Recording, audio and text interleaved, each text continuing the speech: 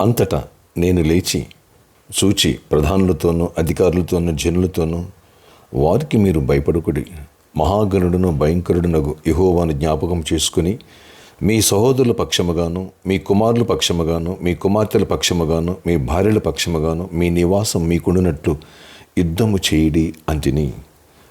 నెహెమ్యా 4వ అధ్యాయం 14వ వచనం. Praise Jesus. ఈరోజు May 20th Tuesday. Good morning. పరలోకనిసిన సంఘ బిడ్డలందరికీ కృప సమృద్ధి కలుగునుగాక. ఆమేన్. కుటుంబాల్లో శాంతి సమాధానం దేవుడు మీకు సమృద్ధిగా అనుగ్రహించి గొడవలు సమస్యను విడిపించునుగాక. ఆమేన్. ఫ్రెండ్స్, ఇక్కడ చూసినట్టయితే నెహెమ్యా అక్కడ ప్రాకారాలు కట్టుకునే విషయంలో ధైర్యంగా శత్రువుల్ని ఎదుర్కోవడానికి మన దేవుడు ఎవరు అనుకున్నారు? మహాగణుడు. అసలు భయపడద్దు మీరు. ఆయన మనకు తోడై ఉండగా ఎవ్వడు మనల్ని ఏం చేయలేడు. కాబట్టి శత్రువుని గుమ్మం దగ్గర ఆపేయాలి, ఇంట్లోకి రానివ్వకూడదు. మనం ఏదైతే పని తలపెట్టామో అది సక్సెస్ అయిపోవాలా.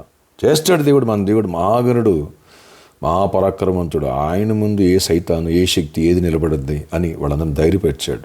ఫ్రెండ్స్, యెరూషలేము చుట్టూ ప్రాకారాలు కట్టడానికి చెప్తున్నాడు. మీ కుమారుల పక్షంగా, మీ కుమార్తెల పక్షంగా, మీ భార్యల పక్షంగా, మీ నివాసం మీకు ఉండేటట్లుగా మీరు యుద్ధం చేయండి అంటున్నాడు. మనం యుద్ధం చేయాలా? మన కుటుంబాల్లో నెమ్మది, సంతోష, సమాధానం ఉండాలి అని అంటే మనం ప్రార్థనలో యుద్ధం చేయాలా, పోరాడాలా, సైతాన్ గాడిని గుమ్మం దగ్గర ఆపేయాలా. బలవంతుడి చేతులను బాణం వంటి వారు అన్నాడు దేవుడు. యవన కాలం పుట్టిన బిడ్డలు గుమ్మములు తమ వీధులతో వాదిస్తున్నారు. ఏ శత్రువు, ఏ తెగుల్ని గొడవలు సమీపించదన్నాడు దేవుడు. ఒక దారిని వస్తే 7 దారులు పారిపోద్ది అన్నాడు. అంతే. గొడవలో సమస్యలు పారిపోయి భార్య భర్తలు హ్యాపీగా, అత్తాకోడళ్ళు హ్యాపీగా, అక్క చెల్లెళ్ళు, అన్నదమ్ములు హ్యాపీగా ఎప్పుడైతే సమాధానంగా, అతిథులుగా ఒకరికొకరు రెస్పెక్ట్ ఇస్తూ ప్రేమతో మాట్లాడుతూ ఉంటారో, ఆప్యాయత అనురాగాలు పంచుకుంటారో, ఓర్పుతో సహనముతో ఉంటారో, క్షమించే గుణంతో ఉంటారో, అంతే ఆ కుటుంబంలోనికి సైతానుడు ఎంటర్ అవడం. అందుకని ఆ కృప ఏర్పడే వరకు నువ్వు ఫైట్ చేయి. ప్రేయర్లో అందరూ కలిసి ప్రార్థన చేయండి, అందరూ కలిసి సమస్యలు ఏమంటే పంచుకోనండి. ఓకే, ఫైనాన్షియల్ విషయాలు కూడా పంచుకోనండి.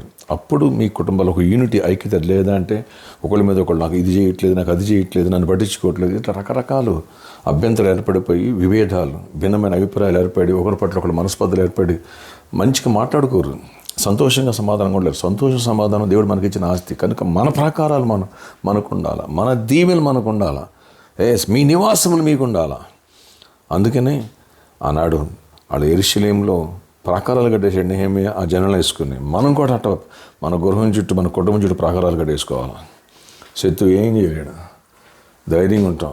అలా విడిపోయిన కుటుంబాలు కట్టబడతాయి. డిస్టర్బెన్స్ అంతా తొలగిపోతాయి, చీకటి తొలగిపోతాయి, కోర్టు కేసులు, పోలీస్ కేసులు ఏమైనా తొలగిపోతాయి. అన్నింటిలో కృపా సమాధానం దేవుడు ఇస్తాడు. Thank God. ఎప్పుడైతే ఈ కృప ఉంటుందో గర్భఫలాలు, దీవెన, ఐశ్వర్యం, సమాధానం, నెక్స్ట్ జాబ్ లేని జాబ్స్, అనారోగ్యం వాళ్ళకి ఆరోగ్యం, అన్నీ స్టార్ట్ అయిపోతాయి. దీవెన అంతా స్టార్ట్ అయిపోతుంది. అంటే ముందు అందుకే కుటుంబాన్ని సెటిల్ చేసుకోవాలా.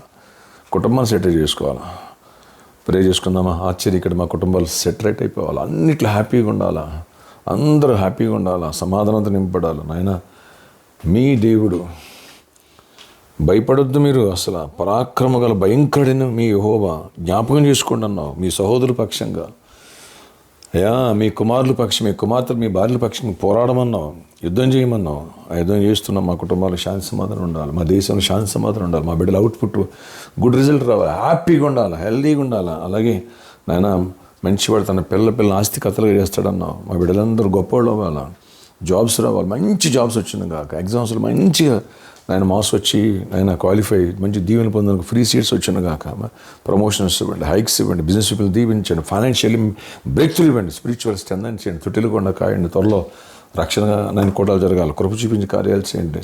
సంఘం స్ట్రెంథ్ అవ్వాలి, తగ్గుతున్న బరువు పెరగాలి, ఊరికి వెళ్ళి క్షేమంగా తిరిగి రావాలి. చిన్న బిడ్డలను, యవనస్తులందరినీ కాయండి, సమ్మర్ హాలిడేస్లో ప్రొటెక్ట్ చేయండి. అన్ని విషయాలు దీవెనిచ్చి ఆయన శాంతి సమాధానం దయచేసి జయమనివ్వండి. కృపాక్షేమం. ఈరోజు బర్త్డే, వెడ్డింగ్ యానివర్సరీ బిడ్డలు దీవించి దీర్ఘాయుష్ కృప సమాధానం ఇచ్చి నడిపించి జయమనివ్వండి. ప్రామిస్లో ప్రాబ్లమ్ సాల్వ్ చేయండి.